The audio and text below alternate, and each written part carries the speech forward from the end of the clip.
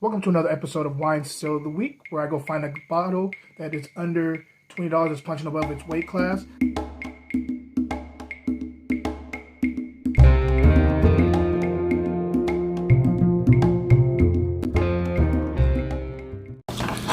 So yes, I'm back for another one. Cannot wait to get into this still for you guys. We're gonna have some fun with this. Hope everybody's having a wonderful week. I hope this is like kind of the episode that kind of brings you into the weekend gracefully, dances you into the weekend, you know, whatever. I am having a great week. There's just, there's been little things, but other than that, we getting through this week. I've had some great wines I've been sipping on this week. And to be honest with you, the one that I'm going to have tonight, I had its younger brother, and I'll explain to you why in a second. But before I do want to really let people know who have been rocking with me. I do appreciate you guys. I've just been so many episodes and so many people that have been, supportive, asking me questions about wine and, just having a good time. So thank you so much for everything, for all your support. And for the people who are brand new, hope to see you guys in my DMs asking me wine questions. I'm always here for that.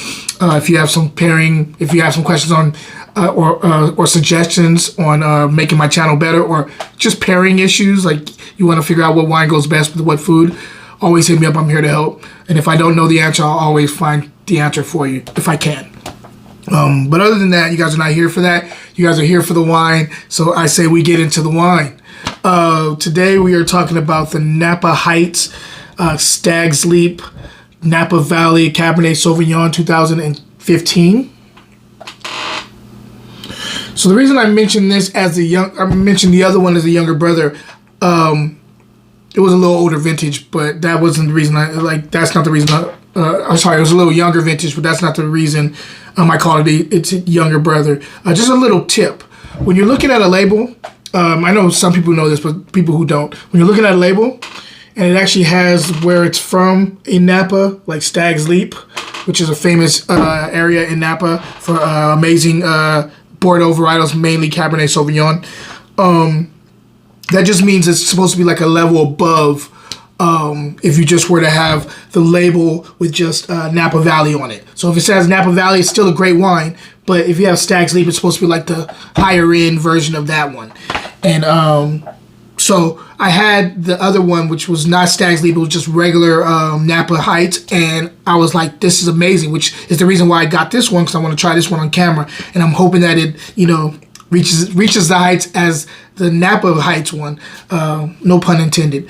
I hope it reaches the same level as that, because there has been times when I've seen people say this is the most expensive bottle, but the other one was better than the most expensive. So this is what it's all about here, Wine Still of the Week. And with that being said, let's get into the wine. On the nose, so I get black cherry. I get a little cinnamon spice. I'm also getting some cassis going on here too.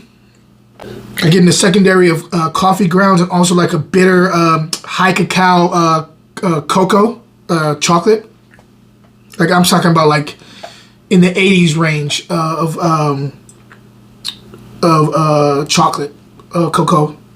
There's also like a sweet tobacco thing going on here too, which I dig.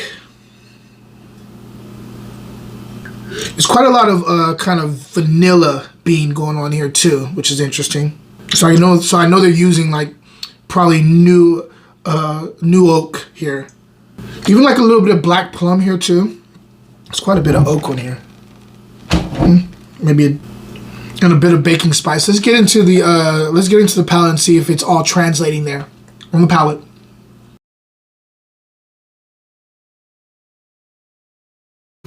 Okay, so I'll talk about the structure first.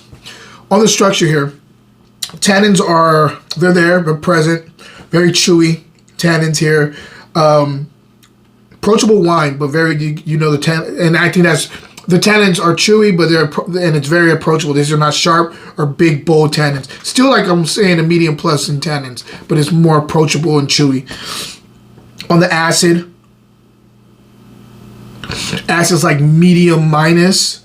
It's like a lower end of medium here.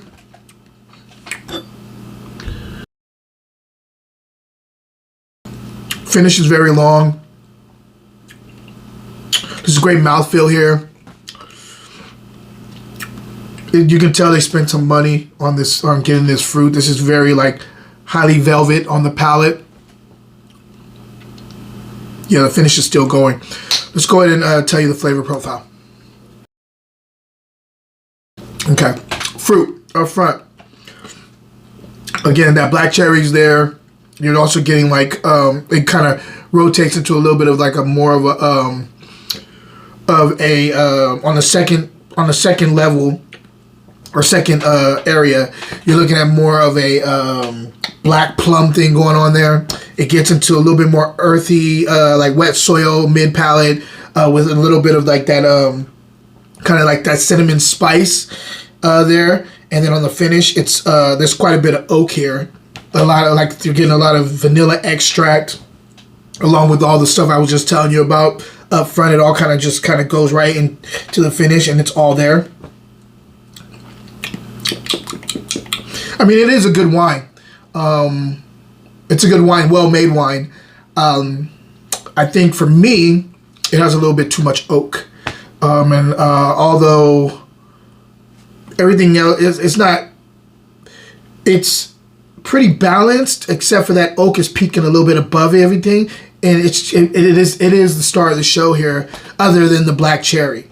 But still a solid bottle of wine if you want like a big bold red cab for a really good price from Stag's Leap, which is crazy to be able to find at the price that I found this at.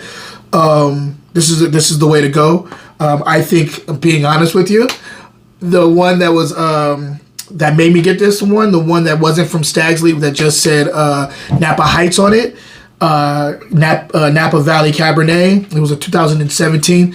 That was outstanding. For this one, I'm gonna give it an 80. I'm gonna give it an 88 plus. No, I can't do that. Let me give it an 89 plus. Yeah, 89 plus. Definitely worth the buy. It is. I found it at grocery outlet for $17.95. So definitely under the $20 range. Probably tasting like more of like a $35 range. So definitely Hawaiian still. If I was rating that other one, the Napa Heights, and I may still do it if I can find a bottle of it. If I was rating that one, I'd probably call that about a 91, 92. It was that good, especially after letting it sit out for a while. And I've had this open for a while. I've had this open for about 2 hours, because I want to see if it did the same thing the other one did, and it didn't. But good wine.